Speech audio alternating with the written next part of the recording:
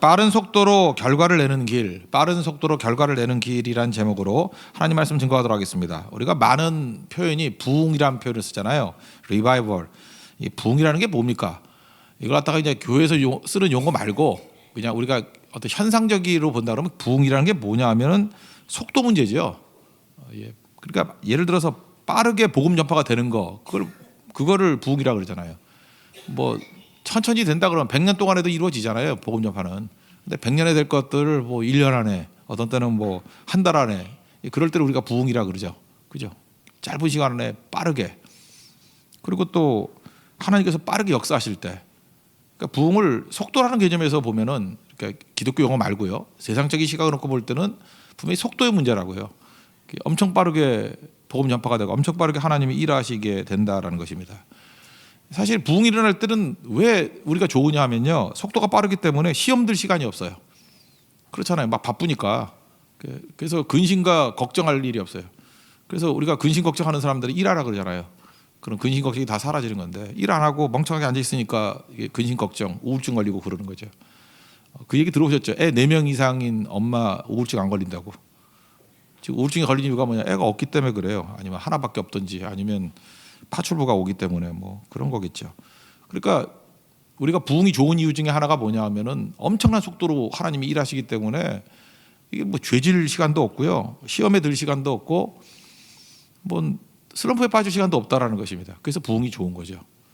그러니까 부흥을 구해야 된다는 것을 이렇게 현상학적으로도 분석할 수 있다고 생각을 합니다. 오늘 이 관점을 빠른 속도라는 관점에서, 빠른 속도로 열매를 거두고 빠른 속도로 변화가 나타나고 빠른 속도로 결과가 나는 거 좋아하잖아요, 우리 한국 사람들이. 그죠? 그렇다고 그러면 성경적으로 뭐 나쁠 거 없잖아요. 그걸 부흥이라고 정의할 수 있으니까. 오늘 부흥의 조건이 뭘까? 두 사람 만나는 거 나오잖아요. 에디오피아 내시가 나오고, 하나가 빌립 집사가 나오고.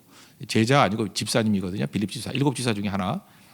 두 사람의 만남을 통해서 부흥이 일어났다고요. 그러면 조건이 뭐냐? 첫째는 에디오피아 내시를 통해서는 예배고, 그 다음에 빌립 지사님을 통해서는 순종. 그래서 예배가 있으면은 빠른 부흥을 가져오고요, 순종이 있으면은 엄청나게 빠른 부흥을 가져온다는 것입니다. 그렇다 그러면 이제 결론적으로 우리가 붙들어야 돼요. 예배 목숨 걸고 그냥 말씀이라 그러면 철저히 순종하자고요. 그리고 엄청 빠른 속도로 변화가 돼요, 우리 삶 속에서. 그걸 딴 사람들은 아마 부흥이라 그럴걸요. 저거 엄청나게 부흥이 일어난다, 엄청나게 뭐 부흥이라는 표현 안 쓰면 축복을 받았다 이럴 거라고요. 우리 그걸 붙들자고요. 첫 번째는 예배 붙들어야 됩니다. 예배가 빠른 부흥을 가져온다는 것입니다. 지금 이유는 모르겠는데 어디서 들은지 모르겠어요. 근데 에디오피아 내시가 예배하고 왔어요. 27절 보십시오. 일어나 가서 보니 에디오피아 사람 곧 에디오피아 여왕 간다게의 모든 국고를 맡은 관리인 내시가 예배하러 예루살렘에 왔다가 돌아가는데, 이런 말씀이 나오죠. 그러니까 우리 모르죠, 왜 예배를 했는지 모르지만 하여튼 그 먼 데서 예배하러 왔다라는 것입니다. 예배 드리는데, 예배는 희생이죠. 우리 성도들 가운데 그래요. 이게 상수동인데 상수동에서 오는 성도도 예배 드리는 건 뭐 나쁘진 않지만, 뭐 굉장히 멀리서 오는 분들이 있잖아요. 그죠? 뭐 화성에서 지구까지 와가지고 이렇게 예배 드리는 분들 있잖아요. 그죠? 뭐 이런 분들이 있다고, 그렇게 멀리서 오시는 분들. 그 오는 동안에 그게 희생이거든요. 그 예배가 감격스럽겠죠. 뜨겁겠죠. 우리 논산에서 오는 형제, 오늘 새벽에도 논산에서 또 부부가 왔대. 군인이니까 왔는데 감격이 달라요. 이렇게 뜨거워진다고요. 그럼 우리 이렇게 생각한다고요. 맨날 효율을 생각해가지고 뭐 그렇게 희생해가면서 예배 드릴 거 뭐 있냐고. 그죠? 그냥 가까운 데 가서 예배 드리지 뭐 이럴 수도 있겠지만, 그 예배 정신이라는 게 희생이거든요. 희생이 많으면 많을수록. 그래서 뭐 많이 대가를 치르면 치를수록 그게 예배다운 거예요. 그래서 우리가 그 제사 드릴 때도 그걸 희생이라 그러잖아요. 희생 제사라고. 희생이 예배거든요. 하나님을 위해서 희생한다는 거예요. 희생. 근데 이 사람이 희생하고 갔는데 채워지진 않았잖아요. 그죠? 보니까 뭐 깨닫지도 못한 것 같아. 뭐 읽기 있는데 뭔 소리인지도 모르고, 그리고 채워지지도 못하고 뭐 문제 해결이 다 안 된 것 같아요. 여러분 마찬가지입니다. 지금 뭐 특별 새벽기도 하면서 새벽에도 열심히 나오시는데 수요일까지 나오신 분들은 이게 보통이 아니잖아요. 그죠? 하나님께서 더 이렇게 특별히 보실 거라고요. 그죠? 희생 더 많이 하니까. 그렇다고 예배 드렸다고 뭐 모든 문제가 다 해결되고 다 채워지고 뭐 이렇게 충분히 깨닫고 그런 거 아닐 수도 있죠. 오늘 끝나고 난 다음에 다 채워지는 거 아닐 수도 있다고요. 그런데 하나님께서 그 예배 자체를 귀하게 모셔서 어떤 모양으로든 채워 주신다는 거예요. 그게 메시지예요. 예배 자체에서 채워지지 않는다 할지라도 하나님께서 얼마나 급하셨는지, 야 저거 빈손으로 돌려버릴 수 없어. 그죠? 저거 에디오피아에서 봤는데 저거 어떻게 빈손으로 보내나? 뭐 아마 거기서 뭐 설교를 제대로 못했는지 아니면 거기서 뭐 감동이 없었는지 다 채워진 것 같지는 않아요. 그랬더니 하나님께서 저거 빈손으로 보낼 수 없어. 그래서 하나님께서 특별히 사마리아에서 열심히 사역하고 있는 빌립 지사를 픽업해가지고 야 가서 채워줘라. 그 예배라고요. 그래서 예배 하나만 잘 드리면은 나머지 생각할 것도 없습니다. 하나님께서 절대로 빈손으로 보내지 않아요. 그래서 예배 가운데 하나님 간절히 나오면 병이 낫기도 하고요. 예배 가운데 간절히 예배 드리면요 자녀가 뭐 대학 합격하기도 하고, 또 이렇게 아이 때문에 뭐 고생하고 있는 집들 뭐 태문이 열리기도 하고. 태문 보세요. 뭐 예배 드릴 때 하나님께서 채워 주신 거 아니에요? 그렇잖아요. 뭐 천사 대접하고 막 이럴 때 그것도 이쪽 예배 아닙니까? 그죠? 하나님이 오셨잖아요. 예배 드릴 때 잘 대접하니까 내년 이맘때 아이 얻게 된다고. 그 부수적인 거 아니에요. 그죠? 언제 그 아이 놓고 뭐 기도한 적 있어요? 그냥 예배 잘 드렸더니 그 가정에 가장 필요한 문제를 또 채워 주시고 그러지 않습니까? 취업의 길이 막혀 있는 사람 예배만 드려보세요. 또 하나님 그것도 채워 주시고, 결혼의 길이 막혀 있는 사람들 결혼의 길도 열어 주시고, 그러니까 예배자에게 주시는 축복이 있다는 것입니다. 이 에디오피아 내시를 통해서 알 수 있는 게 바로 그거예요. 예배 하나 충만하게 드리면 하나님께서는 절대로 빈손으로 보내지 않는 마음을 갖고 계신다는 거예요. 그렇다 그러면 저는 이제 목사니까 우리 성도들 어떻게 해야겠습니까? 뭐 성도들의 문제가 뭔지를 어떻게 다 알겠어요. 그죠? 이 답답함 또 뭐 한계 이거 어떻게 다 알겠냐고요. 그러니까 딱 하나예요. 예배를 받으시는 하나님께서 예배 잘 영과 진리로 예배 드리는 성도들을 빈손으로 보내지 않는 하나님의 심정을 알거든요. 그러니까 예배 잘 드리면 돼요. 예배에 생명이 있다는 것입니다. 요한복음 4장 13절 보니까 아버지께서는 자기에게 이렇게 예배하는 자들을 찾으시느니라. 그러니까 하나님이 이렇게 서치하면서 누굴 찾아다녀요? 누가 예배자인가? 그 예배자를 절대로 빈손으로 보내지 않는다는 것입니다. 그래서 이게 무슨 일이 벌어질 때를 보면 예배 때 벌어지는 거예요. 예배 때 부르심도 있고 길도 열리게 되는 거고. 우리나라 그 역사, 기독교 역사를 한번 이렇게 생각해 보면요, 그 예배를 통해서 우리나라의 전도가 됐다라고 합니다. 그 이건 역순일 수도 있지만 우리가 예배를 드리니까 우리 뭐 전도지니까 예배는 아니지만 그 스토리를 알려드리면 이래요. 보빙 사절단이라는 게 있어요. 보빙 사절단 들어보셨어요? 옛날에는 그 외교 사절단을 보빙사라 그랬어요. 보빙사. 요즘에 안 쓰는 한자인데 보빙사. 그래서 외교 사절단 이렇게 번역하면 됩니다. 1882년도에 한국하고 미국하고 통상 조약을 맺었다고요. 그죠? 이렇게 조미 통상 조약이라 그래서 이렇게 문호를 열죠. 예. 연다고요. 뭐 좋은 의미든 나쁜 의미든 뭐 하여튼 한포 사격해가지고 연 거지만 하여튼 조약을 맺어서 이제 미국하고 이제 국교를 맺어요.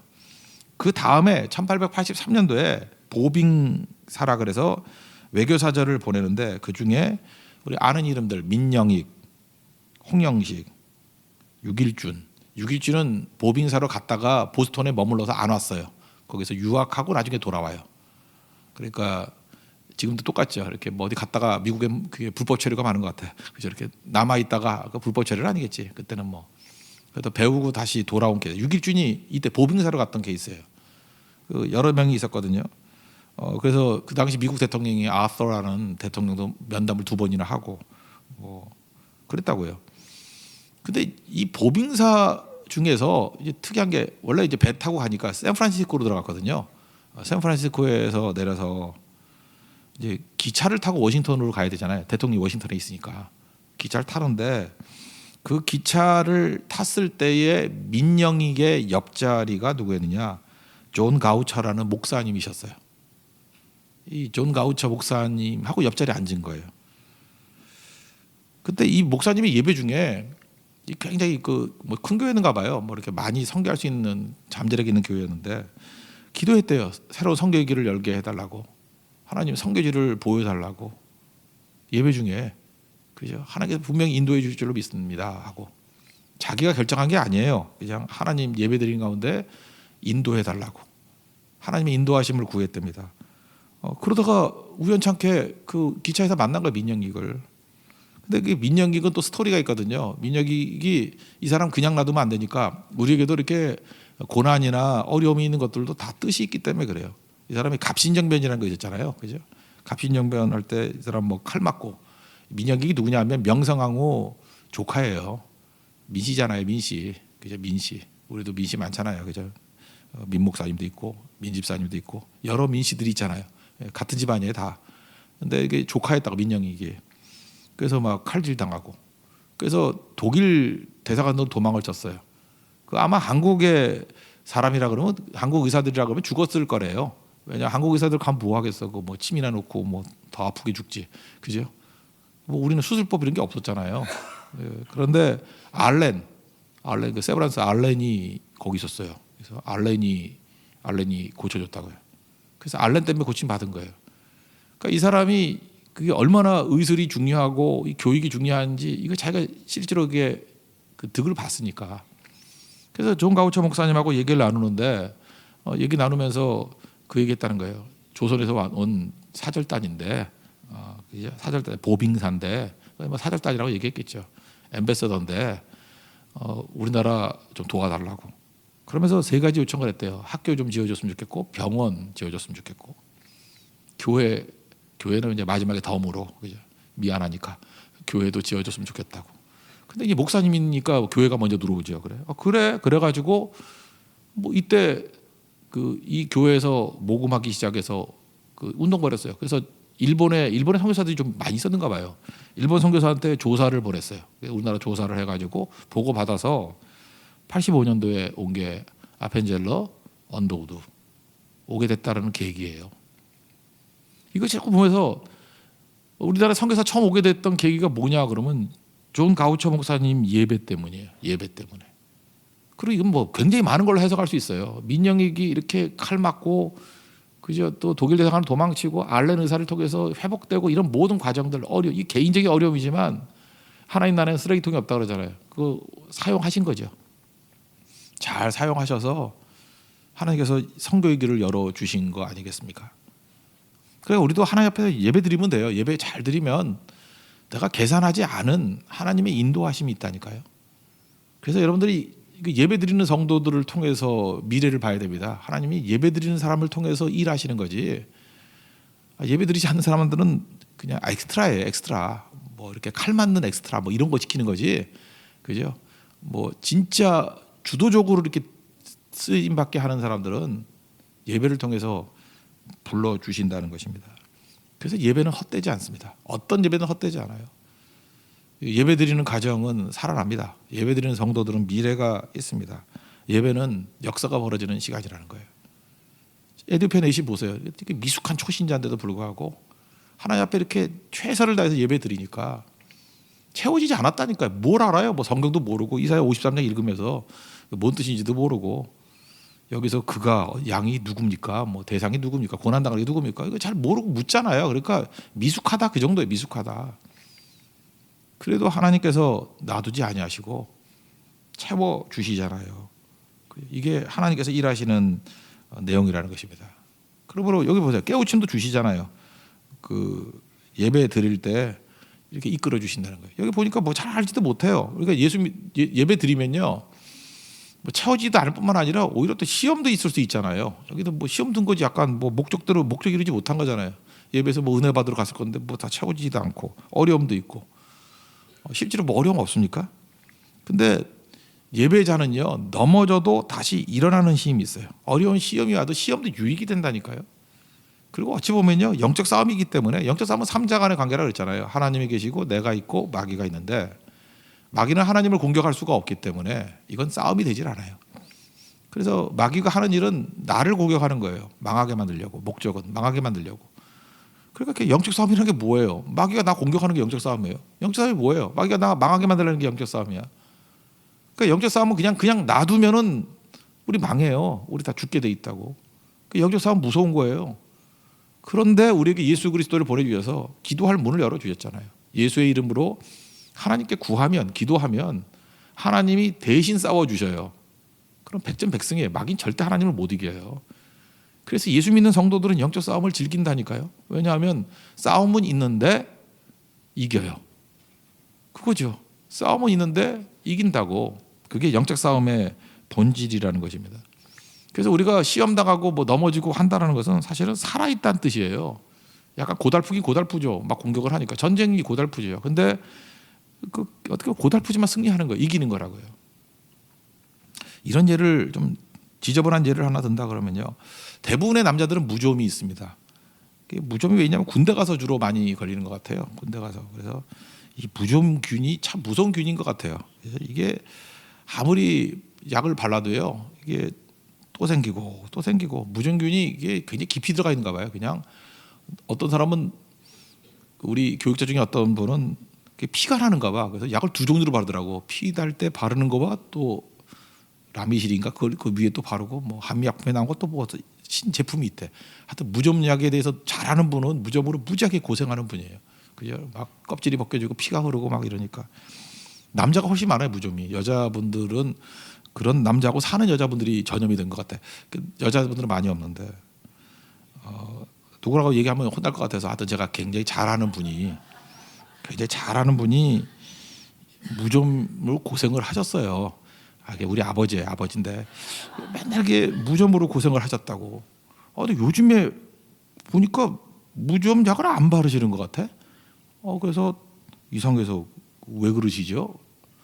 그러다가 내가 그 무좀을 주로 전문으로 하는 약사와 의사한테 얘기를 들었어요.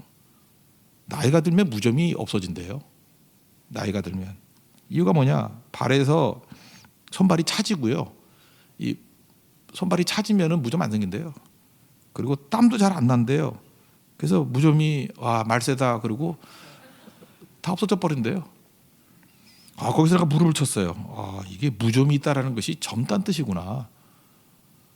그 여자분들 그 무좀 있는 남자를 고르십시오. 그 젊은 남자예요.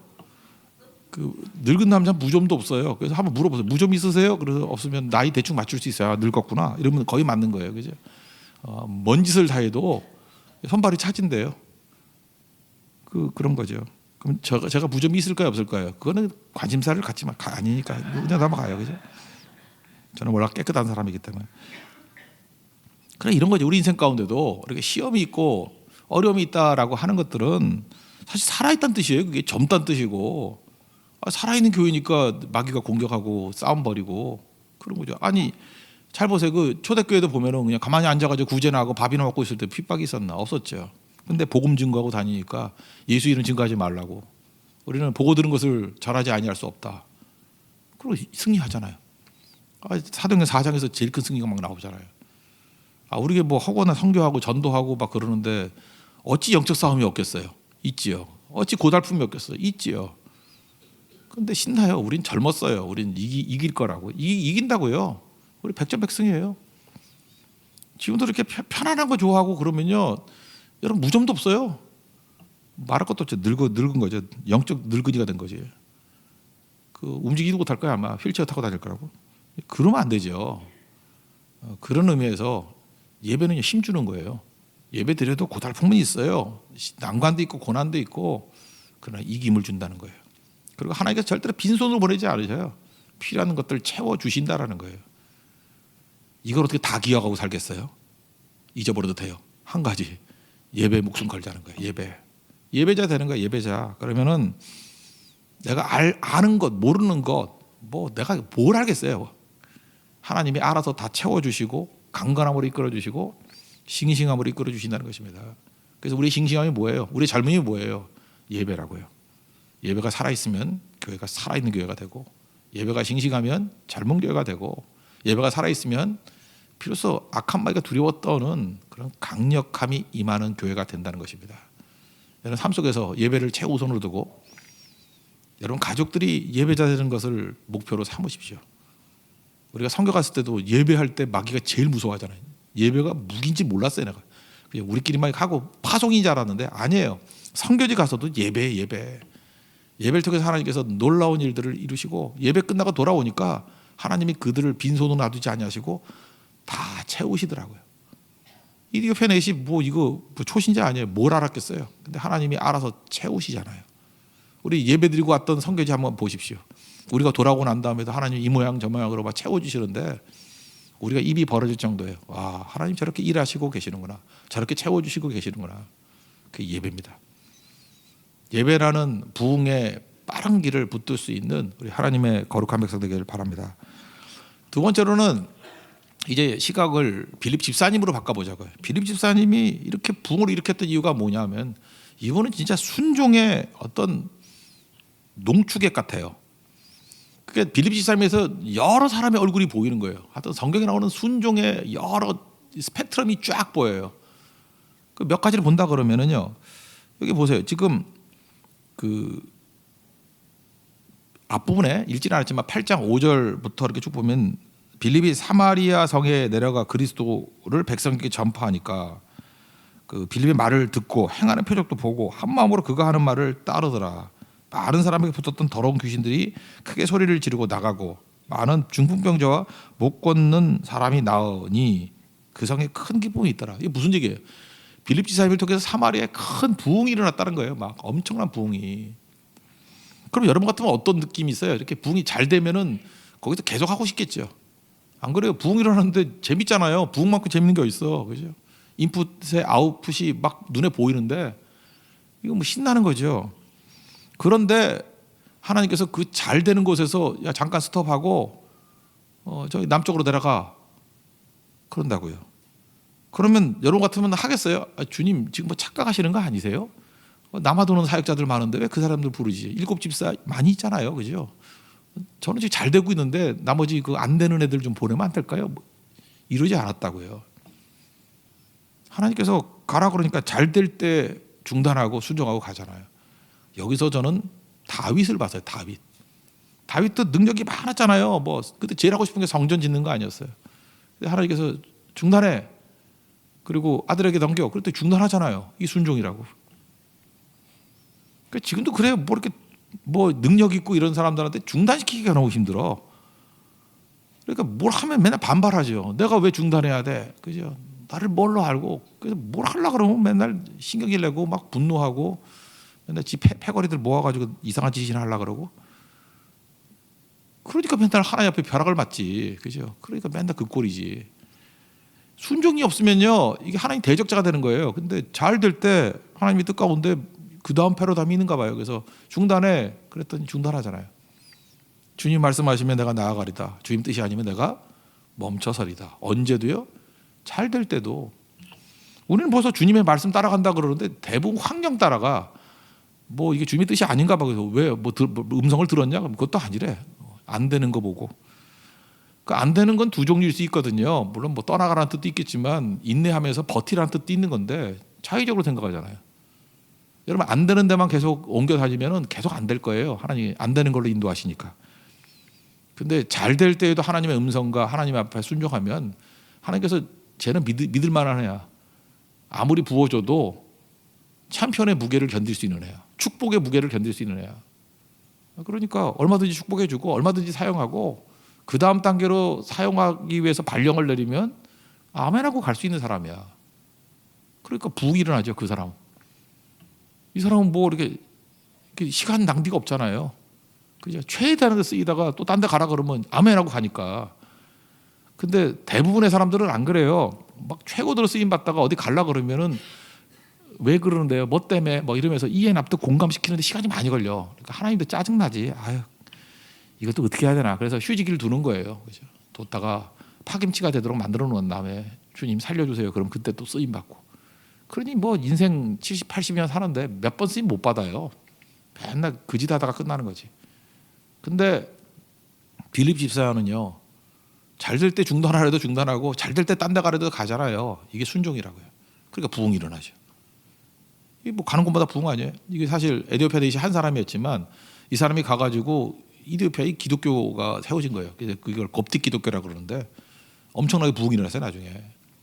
사실 사마리아 정도가 아니에요. 더 큰 부흥이 일어났다고. 그런 걸 보면 느끼는 게 뭐죠? 하나님이 일하시는 건 정말 순종하는 자를 통해서 일하시는구나. 그러니까 여러분도 지금부터 뭘 배워야 되죠? 순종을 배워야 됩니다. 그래야 부흥이 뭔지를 알게 된다는 거예요. 또 한 가지 순종의 내용을 본다 그러면 아브라함의 냄새가 나요. 여기서 이제 다윗 냄새가 나잖아요. 이게 잘 될 때 가라도 가고. 또 하나는 이제 아브라함의 냄새가 나요. 이거 스펙트럼이 다 나온다니까. 다윗, 아브라함. 아브라함의 특징이 뭐예요? 그 창세기 12장에 보니까 그 내 본토 친척 아비집을 떠나서 내가 내게 지시할 땅으로 가라. 근데 갈 바를 알고 갔어요, 모르고 갔어요? 모르고 갔대잖아요. 히브리서 11장 8절에 그렇게 표현하잖아. 믿음으로 아브라함은 부르심을 받았을 때 순종하여 장래의 유업으로 받을 땅에 나아갈새 갈 바를 알지 못하고 나아갔으며. 모르고 갔어요. 근데 여기도 똑같아요. 그 26절, 27절 보니까 그냥 남쪽으로 가래요. 이게 원문을 보면 남쪽이 아니고 네게브예요. 사막으로 가라. 그죠? 가사로 내려가는 길로 가라. 그 길은 광야라. 사막으로 가라. 그랬다고요. 그래서 일어나 가서 보니 그랬잖아요. 거기 누구 있는지 알고 간 게 아니고 믿고 간 거예요. 그러니까 속도가 빠르죠. 얼마나 속도가 빨라요. 우리가 보통 그 유목민들 뭐 얘기하잖아요. 몽골이 그렇게 빠른 시간 안에 뭐 100만 갖고 뭐 2억을 지배했다며 뭐 이렇게 엄청나게 됐던 이유가 뭐냐면 몽골 유목민의 속도를 얘기하잖아요. 그들의 순종 속도, 전달 속도. 그 뭐 대표적인 예가 속도로 제어한다는 것이 그런 거죠. 개가 있는데 무서운 개가 있어요. 근데 화장실 가려더니 개가 물 것 같아. 그러면 개 좀 묶어주세요. 우리는 농민이니까 어떻게 돼요? 이 장소적인 제약을 주려 그래. 그래서 개목에다 목 줄고 이렇게 묶어 놓잖아요. 못 움직이게. 이게 이제 농경민 생각인데 유목민들은 그게 아니더라는 거예요. 개 일로 와 그러더니만 앞다리를 이렇게 관절을 접어서 묶어버리더래요. 그게 무슨 얘기죠? 그렇게 하면 속도가 느려지잖아요. 개가 깽깽이로 가니까 그러니까 후다닥 뛰어갔더니 개가 사람보다 느리더래. 그래서 화장실 갔다 오고 풀어주더래요. 그러니까 개념이 다른 거예요. 유목민의 개념은 속도를 제어하는 거고 마음껏 뛰라고 장소적인 제약이 없어요. 근데 하나님은 유목민의 하나님인 것 같아. 우리가 말 안 들면 이렇게 장소적으로 뭐 이렇게 감옥에 집어넣거나 뭐 이렇게 묶여놓는 게 아니라 속도 팍 떨어지게 만들어 버리는 거예요. 마귀도 시험이 속도 떨어지게 만드는 거 아니에요? 욕심, 시험 이런 게 뭐예요? 한눈 팔다가 속도 떨어지는 거 아니에요? 게으름이 뭐예요? 악함이 게으름이라는데 마음 가운데 삐딱한 마음이 있으면은 느리잖아요. 그죠? 느려 터져가지고 그게 뭐예요? 그게 게으름이죠. 게으름이 악이라고. 게으름 속도가 느려져요. 맨날 늦게 오고 지각이 뭐예요? 무시하는 거지. 그죠? 이게 속도 떨어지게 만드는 거. 근데 은혜 충만히 받아보세요. 그러면 똑같은 조건인데 엄청난 속도를 낸다고요. 갈 바를 알지 못하고 가는데 이유가 뭐예요? 하나님 말씀하시면 갑니다. 순종이죠. 그러니까 얼마나 속도가 빨라요. 날아다니는 거지. 우린 내 머릿속에 맨날 합리화시키려고 그러잖아요. 우리 뭐 성탄 설교 때도 그런 거 했죠. 머릿속에서 합리화시키지 말라고 자꾸만. 마리아 주의 종이 여종이오니 말씀대로 할지입니다. 그렇게 순종해 버리잖아요. 그러니까 얼마나 속도가 빨라요. 세 친구들도 다니엘의 세 친구들도 뭐 합리화된 게 뭐가 있어요. 그냥 들어가잖아요. 부딪히잖아요. 푸른불에 들어가니까 얼마나 속도가 빨라요. 그러니까 하나님께서 그냥 짧은 시간 안에 뭐 온통 기적과 역사 뭐 다 벌어지잖아요. 거기 3장에서. 우리같이 이게 불순종하고 이렇게 순종 잘 못하는 사람이면 야 불이 있다 그러면 그거 갖고 여러분 저기 작전기도 한 3주 해야죠. 세일의 기도 해야죠. 하나님 절을 할까요? 들어갈까요? 이거 묻고 그죠?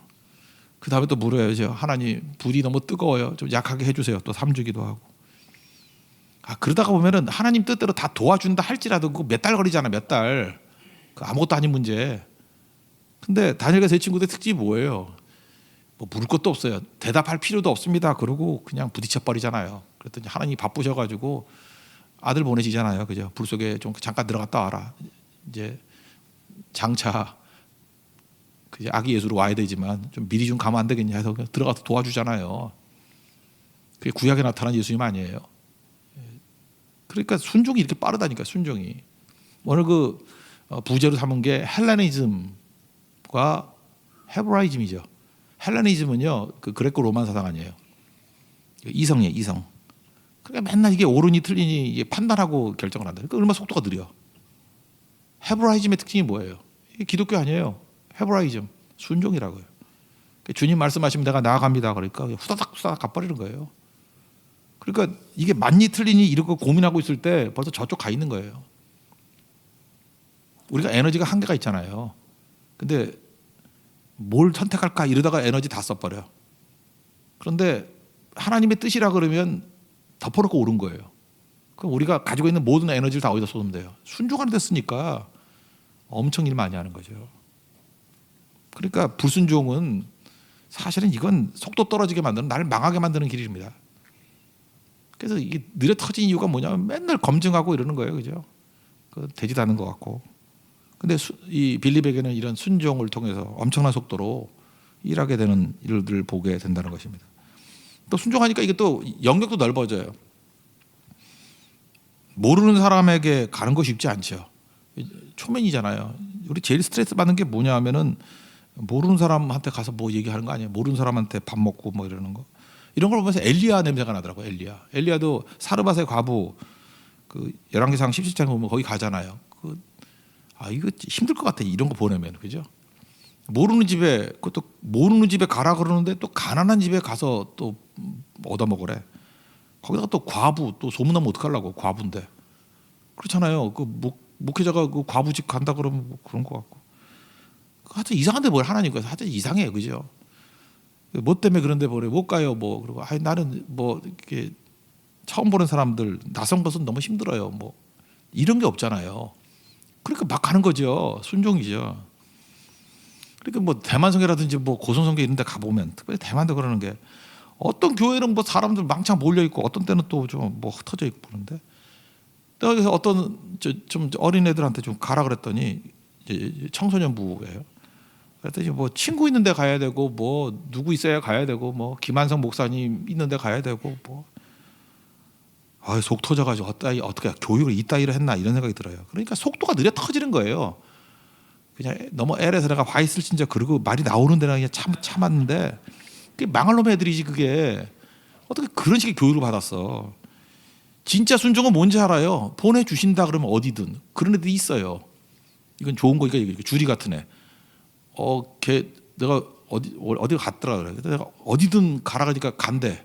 오늘 아침에 집사님들 보셨죠? 증명하면 여기다 몇 명이 끄떡끄떡 하잖아. 보신 분도 있어요, 그죠? 그러니까 그게 하나님 앞에서 높이 평가받을 일이라고요. 낯선 곳이라 할지라도 그냥 뭐 가라면 갑니다. 그러니까 이게 조커예요, 조커. 이건 포커로 치면 조커야. 허드렛 거 5장보다 낫고 조커 한 장이에요. 아무도 모르네 그런 거 뭐 하는 게. 조커의 힘이 얼마나 강한지 알아요? 그러니까 하나님 앞에 조커 같이 쓰임 받는 사람이 있는 반면에, 이건 떨거지 같이 진짜 화투를 더 잘하나? 흙사라기 같은 인생이 있어요, 그죠?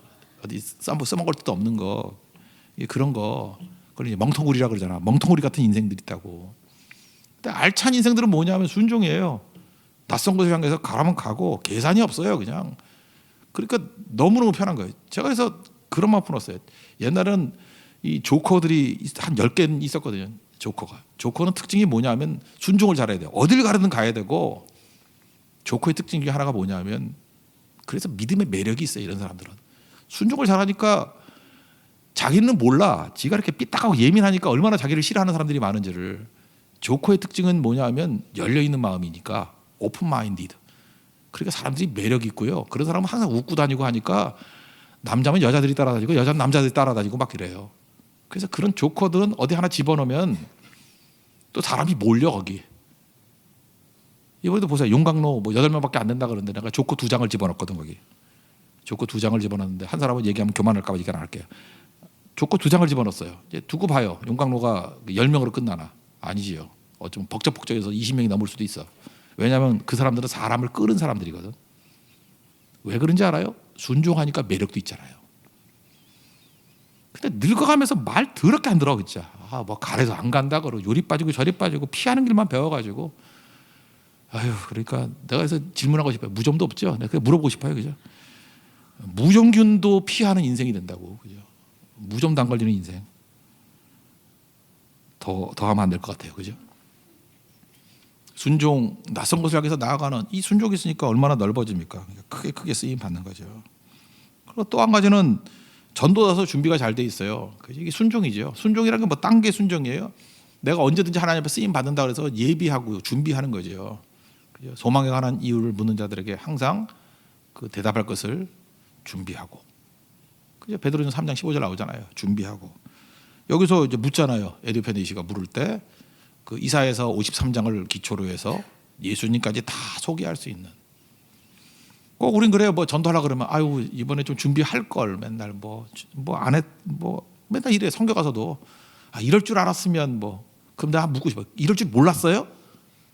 이럴 줄 몰랐냐고.